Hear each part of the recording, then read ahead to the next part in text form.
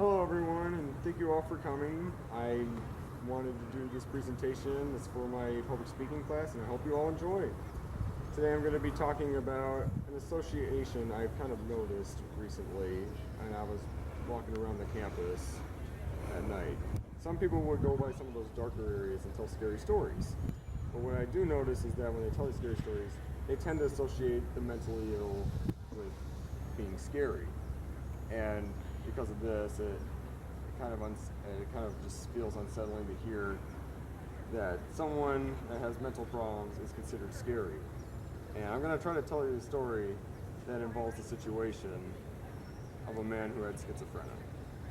His name was Gerald. He was 40 years old. He had a job, a wife, and 2 loving kids. And he was just your average everyday person until one day when he was at work and he had thoughts come into his head, and there were thoughts that kept talking to him, and eventually he started responding to these thoughts, and it just continued that way for the course of his work shift. And then people around him started to notice. They kind of thought he was weird, strange. I mean, they were looking at him saying, "Hey, it's kind of weird." And like, yeah. Right. Basically, it was just troublesome, and his boss eventually came out because he noticed, and he just put his hand on his shoulder, told him, "Is everything all right?" And he's like, "No, everything's fine. Everything's perfectly fine. Nothing to worry about here. We're just working." He was like, "Okay." And then the next day, same thing happens. He was just working, and he just had more thoughts in his head, and instead of working, he just kept talking to himself. And his boss became really concerned, and again did the same thing. "Are you okay? Is everything fine?" And he's like, "No, everything's perfectly fine. You're not fine." And he's like, "Look, I think you should really just focus on your task and just try to get this stuff done, and not just worry about what you're thinking right now." And he's like, "No, it's really important right now. I need to think about it. It's for my own good."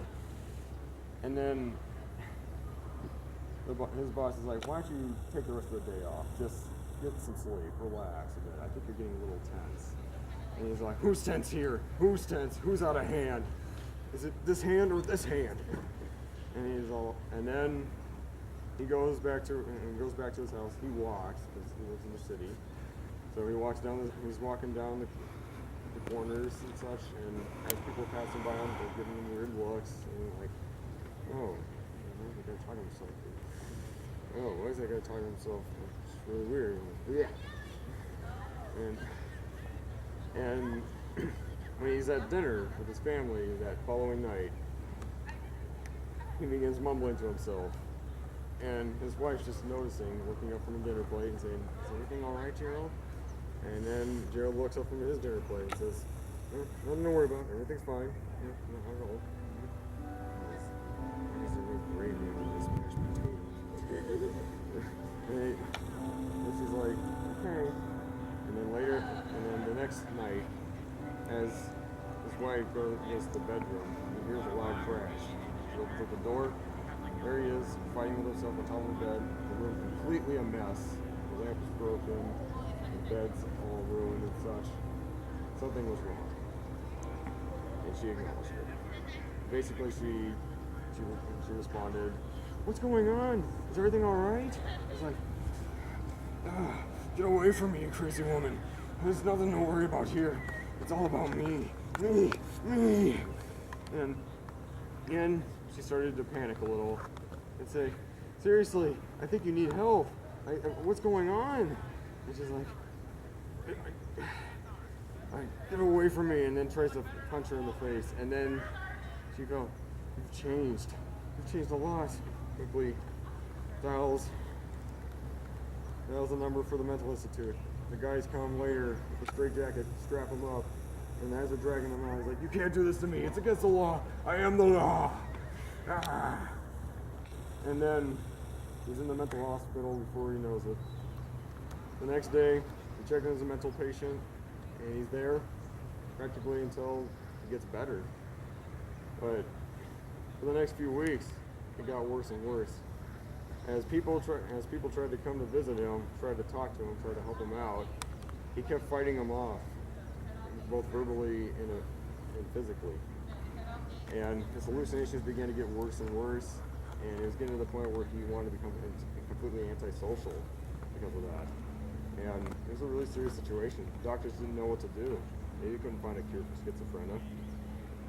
And then they decided, we're going to talk to Dr. Goodwin. He will know what to do. And so Dr. Goodwin shows up the next day.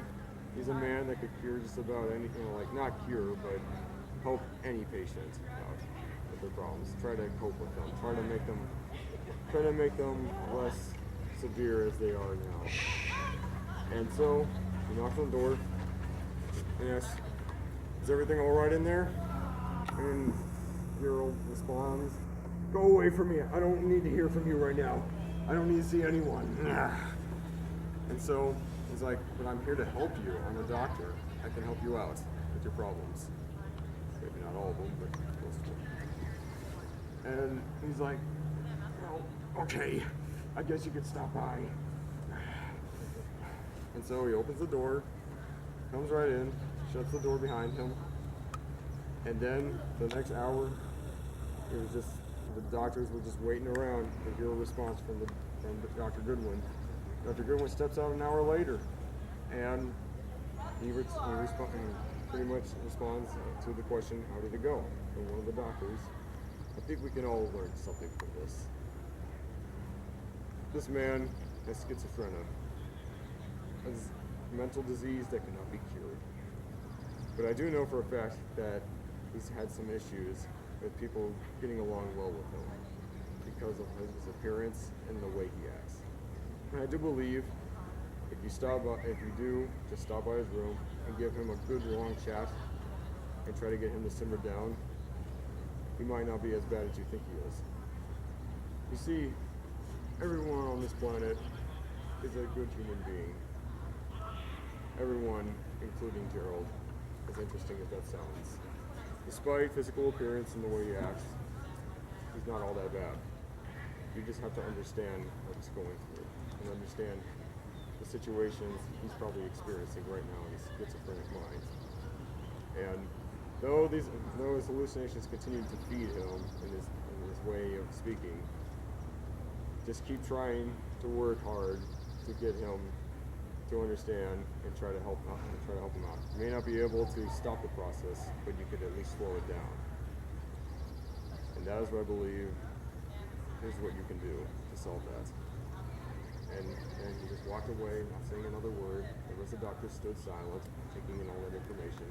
And the following day, day 4, everyone, not everyone, but patients and doctors came back to ask how everything's doing, just to check on him, try to talk with him, try to help with his problems. And he became a little more social from that day forth. And things worked out pretty good. And he was able to become a little more mentally stable, although he still has schizophrenia. Now, the moral of the story is people kind of fear people based on physical appearances and the way they act. But not personally, but it's believable that anyone can get help if you just have a good chat with them, try to talk with them, try to see what their issues is and try to resolve them with them. Because then you can make friends this way. And that's how we all make friends, right? And furthermore, the associations with mentally ill being scary, that shouldn't even be the case. When someone is mentally ill, they just need help. And that shouldn't really be something to be afraid of. That should be something that should be helped out. And honestly, if you really want to do something scary, try to make it a little more realistic, like ghosts or monsters or something like that.